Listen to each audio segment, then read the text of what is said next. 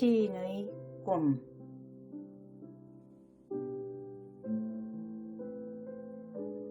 길이란 길은 모조리 포장되고 집이란 집은 모조리 아파트로 변한 아주 살기 좋은 도시가 있었습니다.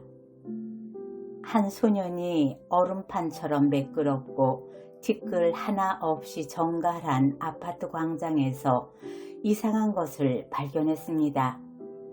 그것은 낡은 자동차 모양을 하고 있었습니다만 바퀴는 없었습니다. 작은 유리창이 있었기 때문에 호기심 많은 소년은 안을 들여다보았습니다.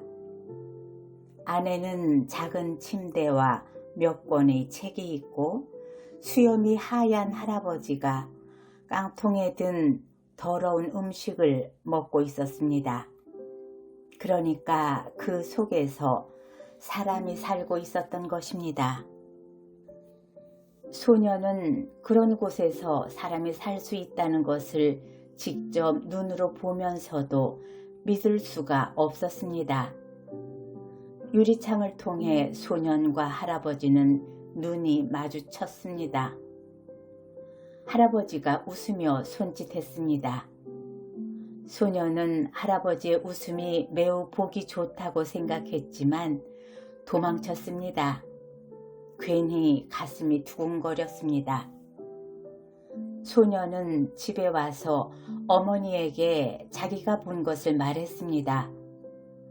어머니는 고층 아파트의 창으로 소년이 가리키는 곳을 내다보고 소년의 말이 아주 허황된 소리는 아니라고 생각한 듯합니다. 이웃 집을 돌면서 그 사실을 알렸습니다. 그것은 아주 기괴한 소문이 되었습니다.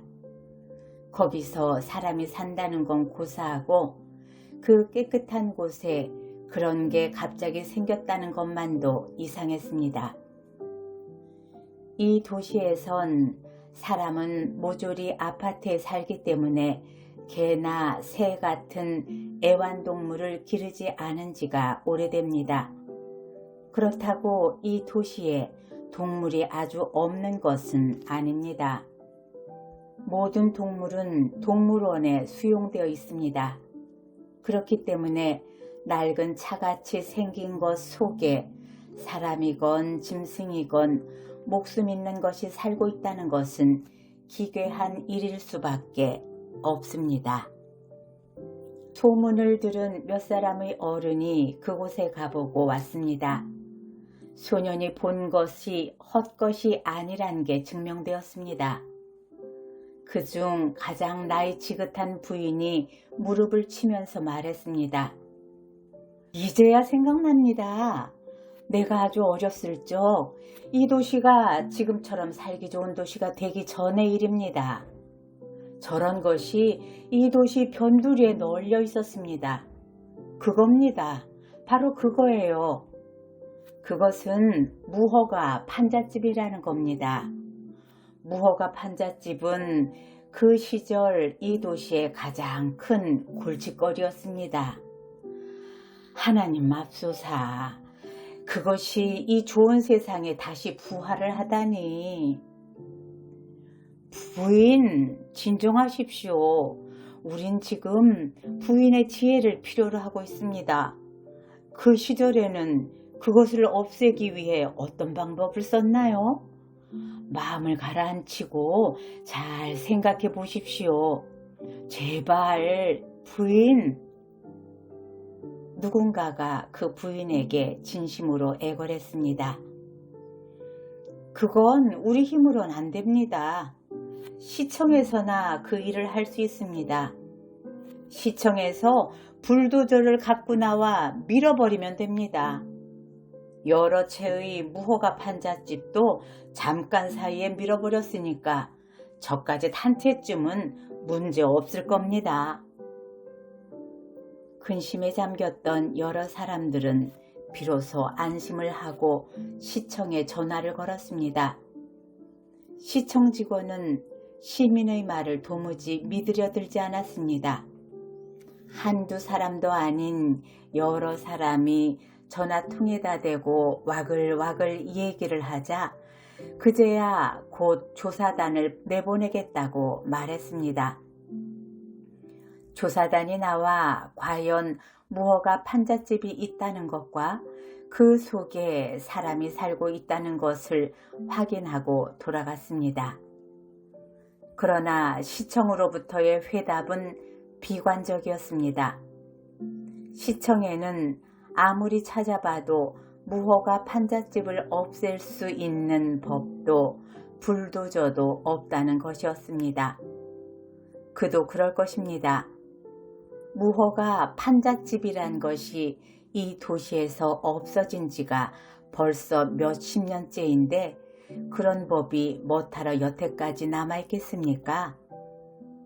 사람들이 다시 모여 와글와글 의논을 했습니다. 누군가가 그건 곧 저절로 없어질 거라고 말했습니다. 왜냐하면 그 속에서 살고 있는 사람이 노인네니까 곧 죽게 될 것임에 틀림이 없다는 것이었습니다. 그러고 보니 문제는 판잣집이 아니라 거기 살고 있는 사람이었습니다. 사람만 없다면 그까지 작은 집은 폐차장에 갖다 버리면 그만일 것입니다. 그래서 보기 싫은 판잣집을 없애는 일은 노인이 죽는 날까지 미루기로 여럿이 합의를 보았습니다. 사람들은 판잣집 때문에 놀라고 떠들었을 때와는 딴판으로 곧 그 일을 잊어버렸습니다. 그러나 소년만은 가끔 그 판잣집을 기웃거려 봤습니다. 대개는 비어 있었습니다. 비어 있을 적에도 열쇠가 채워져 있는 일은 없었습니다. 그 속엔 누가 도둑질 해가고 싶을 만한 물건이라곤 없었으니까요. 어느 날 소녀는 몰래 그 판잣집 안으로 들어갔습니다. 몰래라는 것은 할아버지 몰래가 아니라 아파트에 사는 사람들 몰래라는 소리입니다. 모든 사람이 하루빨리 없어져 주기를 바라는 집에 들어간다는 것은 나쁜 짓 같아 될 수 있으면 누구의 눈에도 띄고 싶지 않았던 것입니다. 판잣집 속은 창으로 엿보던 것과 마찬가지로 구질구질했지만 이상하도록 아늑했습니다. 침대의 모포는 털이 다 빠진 낡은 것이었지만 부드럽고 부숭부숭했고 스프링이 망가져 내려앉은 침대는 할아버지 몸의 모양대로 움푹 들어가 있어 소년의 몸을 정답게 받아들였습니다. 소년은 요람에 누워 가만가만 흔들리던 어릴 적처럼 편안했습니다. 손만 뻗으면 닿을 수 있는 머리맡에는 나무 판자에 벽돌을 괴어 만든 선반이 있고 선반에는 책과 그릇과 색종이로 접은 새와 짐승과 꽃들이 아무렇게나 섞여 있었습니다. 소녀는 침대에 누워 이런 것들을 보며 이런 방에서 살아보았으면 하고 생각했습니다. 소녀는 넓고 잘 꾸며진 자기의 방을 가지고 있고 또 엄마 아빠의 방과 응접실과 서재에 대해 알고 있습니다. 소녀는 또 많은 친구를 가지고 있어 친구의 방에 대해서도 알고 있습니다. 소녀는 또 가끔 엄마 아빠와 함께 친척 집을 방문하는 일도 있어 친척들의 방에 대해서도 알고 있습니다. 그러나 그 방들은 한결같이 비슷했기 때문에 소녀는 방이란 다 그렇고 그런 거란 생각밖엔 해본 적이 없습니다. 소녀는 손을 뻗어 선반의 책을 한 권 꺼내 펼쳤습니다. 책은 그림책이었습니다. 공작새보다 더 아름다운 날개를 가진 곤충들로 가득 차 있었습니다. 소녀는 학교에서 곤충에 대해 배운 적이 있습니다. 그러나 본 적은 없습니다.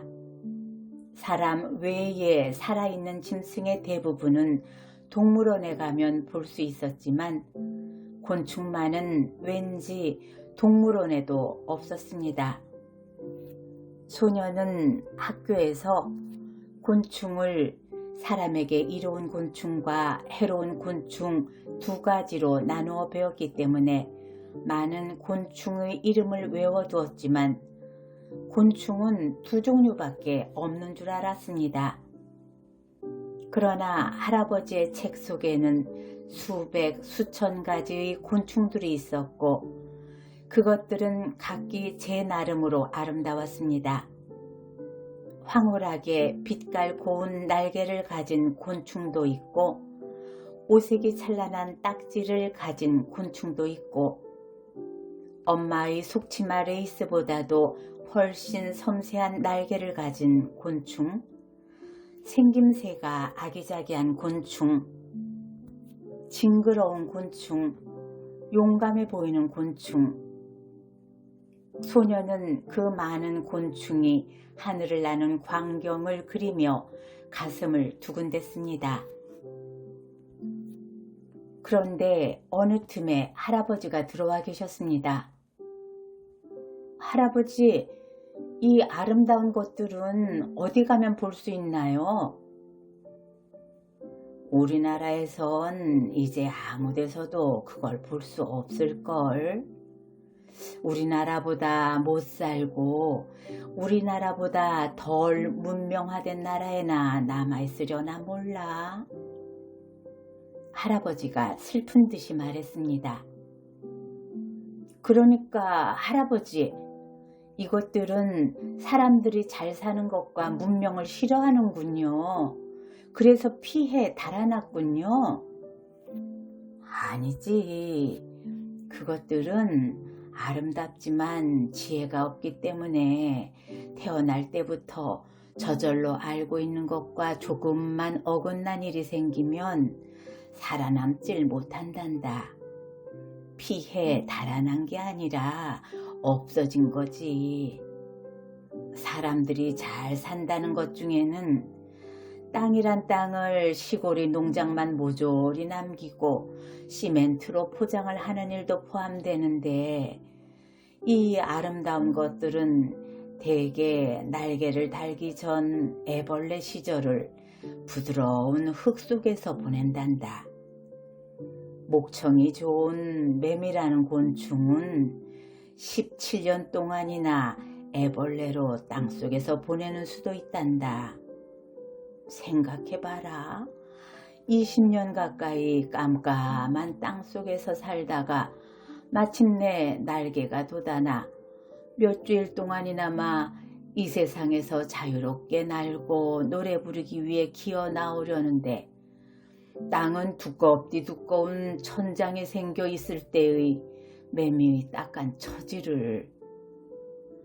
또 문명이라는 것도 그렇단다. 문명은 이 세상의 살아있는 것 중에서 가장 종류와 수효가 많은 곤충을 두 가지로 나누었지. 그건 저도 알아요. 사람들에게 이로운 곤충과 해로운 곤충이죠. 소녀는 씩씩하게 대답했습니다. 맞았다. 그러나 정작 문명이 한 일은 그 다음 일이란다. 문명은 사람에게 해로운 곤충을 닥치는 대로 죽였지. 그러다 보니 이로운 곤충까지 저절로 그 모습이 사라져갔다. 사람은 사람 본위로 곤충을 두 패로 편을 갈랐는데 저희들끼리는 그게 아니어서 사람이 생각하는 것보다 훨씬 복잡하고 신비롭게 서로 해치며 도우며 잡아먹으며 잡아먹히며 어울려서 살았던 것이지.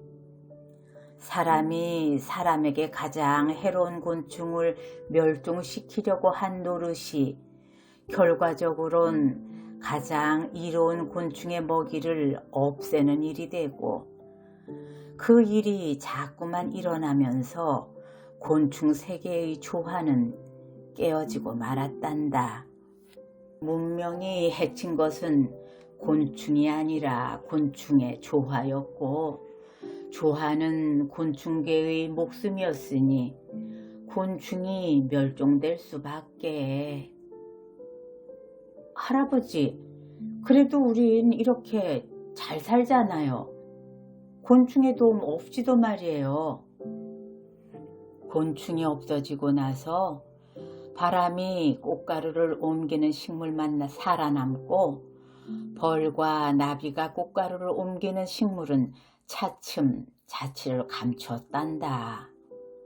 그러나 사람들은 조금도 근심하지 않고 그런 식물이 자라던 자리에 공장을 짓고 물건을 만들어 그런 식물이 아직도 살아남은 나라에 팔아서 그런 식물의 열매를 사 먹기 시작했단다. 근심할 건 아무것도 없었지. 사람은 곤충보다 위대하니까. 돈으로 못 사는 건 아무것도 없었으니까.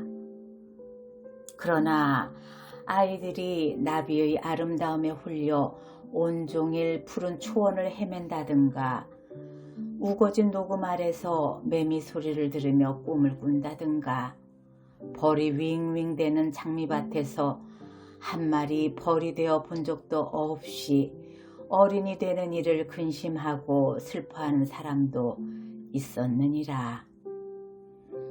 그건 할아버지가 아주 젊었을 때의 일이고, 할아버지도 그걸 슬퍼한 사람 중에 하나였지. 할아버지는 그때 무슨 일을 하셨는데요? 할아버지는 그때 시인이었단다. 아름다운 노래를 많이 지었더랬지. 그럼 솔직히 말해서 벙글코는 아이스크림입니다. 솔직히 말해서 벙글코는 맛있습니다도 할아버지가 지었나요? 넌 그것 말고 아는 노래가 또 없냐? 왜 없어요? 샴푸는 비단결 샴푸, 엄마의 좋은 친구 비단결 샴푸, 비단결 샴푸, 노래하며 샴푸하자 비단결, 라라라라 비단결. 오늘도 만나 카레로 할까요? 달콤하기가 그럴 수 없어요. 매콤하기가 그럴 수 없어요. 만나 카레. 그리고 그만해라. 시가 없어졌구나. 하긴 시인이 없어졌으니까. 시인은 왜 없어졌나요? 곤충을 이로운 곤충과 해로운 곤충의 두 패로 나누듯이 그때 사람들이 하는 일을도 두 가지로 나누었단다. 사람을 잘 살게 하는데 쓸모 있는 일과 쓸모 없는 일로. 그래서 쓸모없는 일을 하는 사람에겐 약을 뿌려 없앴나요? 예끼놈, 아무리 장난스러운 말이라도 그런 말이 어디 있어. 할아버지 얼굴이 정말로 무서워졌습니다. 소년의 입에서 저절로 잘못했습니다 라는 말이 나왔습니다. 쓸모없는 일을 하는 것을 금지시켰단다. 그래서 대개의 시인들은 기술자가 됐지. 그래도 끝까지 시를 안 버리려고 한 시인에겐 쓸모 있는 시를 쓰란 명령이 내려졌고, 그래서 솔직히 말해서 벙글코는 아이스크림입니다 라는 노래를 쓴 시인도 생겼고, 샴푸는 비단결 샴푸, 엄마의 좋은 친구 비단결이란 노래를 쓴 시인도 생겨났지. 가장 끝까지 시를 사랑하려고 한 시인일수록 가장 크게 시를 더럽혔다니. 할아버지의 얼굴이 저녁 하늘처럼 슬퍼 보였습니다. 소년도 덩달아 형용할 수 없는 슬픔을 맛보았습니다. 그러나 소년이 할아버지의 말씀을 알아듣는 것은 아닙니다. 할아버지, 한 말씀만 더 여쭤보겠어요. 그렇지만 아까처럼 화내지 마세요. 알았다. 말해보렴. 시가 정말 쓸모없는 거라면 없어지는 게 당연하지 않을까요? 우리 엄마가 아이들한테 제일 많이 하는 잔소리도 쓸모없는 건 제때제때 내버려라인걸요. 할아버지인 젊은 시절의 능력과 정열을 오로지 시를 위해 바쳐온 사람이다. 시가 쓸모없는 거라고 정해진 후에도 시를 버리고 딴 일을 가진 바 없고 시를 안 버린답시고 시를 더럽히는 짓도 하지 않았지. 사람은 어느 누구도 아무짝에도 쓸모없는 것을 위해 자기를 다 바칠 수는 없느니라. 그러니까 할아버진 시가 쓸모있다는 말씀을 하시고 싶으시군요. 그럼 넌 참 똑똑한 애로구나. 할아버지의 얼굴에 처음으로 활짝 웃음꽃이 피었습니다. 소녀는 할아버지의 얼굴이 참으로 보기 좋다고 생각했습니다. 그런데 왜 시가 쓸모없는 것 취급을 받았을까요? 무엇에 쓸모가 있느냐가 문제였지. 그 시절 사람들은 몸을 잘 살게 하는데 쓸모있는 것만 중요하게 생각하고 마음을 잘 살게 하는데 쓸모있는 건 무시하려 들었으니까. 그럼 몸이 잘 사는 것과 마음이 잘 사는 것은 서로 다른 건가요? 다르고 말고. 몸이 잘 산다는 건 편안한 것에 길들여지는 거고, 마음이 잘 산다는 건 편안한 것으로부터 놓여나 새로워지는 거고, 몸이 잘 살게 된다는 건 누구나 비슷하게 사는 거지만, 마음이 잘 살게 된다는 건 제각기 제 나름으로 살게 되는 거니까. 무슨 말씀인지 잘 모르겠어요, 할아버지. 시가 없어도 조금도 불편하지 않다는 것밖에는. 시가 있었으면 지금보다 살기가 불편했을지도 모르지. 그렇지만 지금보다는 살맛이 있었을 거야. 살맛이 뭔데요? 그건 초콜릿 맛하고 닮은 건가요? 바나나 맛하고 닮은 건가요? 그건 몸으로 본 맛이기 때문에 마음으로 보는 살맛하고는 비교를 할 수가 없지. 살맛이란 나야말로 남과 바꿔치기 할 수 없는 하나뿐인 나라는 것을 깨닫는 기쁨이고, 남들의 삶도 서로 바꿔치기 할 수 없는 각기 제 나름의 삶이라는 것을 깨달아 아껴주고 사랑하는 기쁨이란다. 어렵군요. 할아버지, 설마 지금부터 그 어려운 걸 하실 생각은 아니겠죠? 실상 나는 너무 늙었다. 그래도 해볼 작정이다. 할아버지, 어디서 오셨어요? 양로원에서 왔다. 저도 양로원에 대해서 알고 있어요. 할머니, 할아버지들이 가장 편안하게 지낼 수 있는 곳이죠. 저희 할머니도 거기 계시기 때문에 한 달에 한 번씩 방문하는데 우리 아파트보다 더 좋은 곳이에요. 더군다나 이런 판잣집하고는 될 것도 아니죠.